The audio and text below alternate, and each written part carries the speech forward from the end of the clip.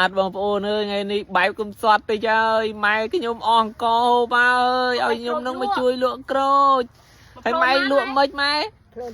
25,000ហើយគឺមកភ្លូន25,000ងាប់អើយខ្ញុំទិញនៅកាមុនគេលក់គីឡូតែ4ផ្លែ10000បាត់ហើយ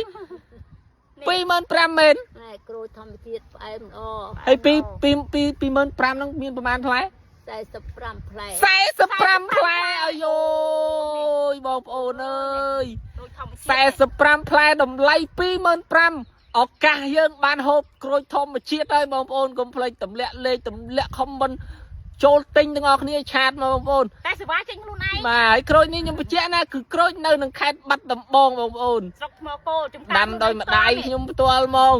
គឺថ្ងៃហ្នឹងគាត់ថាអង្គអើយអញសំក្រូចលក់ក្រូចមានប្រមាណជិត100ដើមដែរបងប្អូនតែវាទុំបដើអញ្ចឹងគឺបងប្អូនមកមុនបានមុនមកក្រោយចាំដល់ពាក់កណ្ដាលខែបានមានទុំទៀតទុំបដើបាទបងប្អូនកុំភ្លេចណា25,000មាន45ផ្លែអាយយទិញក្រូចទាំងអស់គ្នាបើអ្នកនៅខាងថ្មគោលនៅចិត្តដឹកឲ្យអត់មានអស់ថ្លៃសេវារៀលទេហ្នឹងហើយបើថាអ្នកឆ្ងាយទិញសេវាខ្លួនឯងអូរីឈឺកោបងប្អូនអើយកុំភ្លេចជួយទិញផងម៉ែខ្ញុំកំសត់អង្គហូបអើយ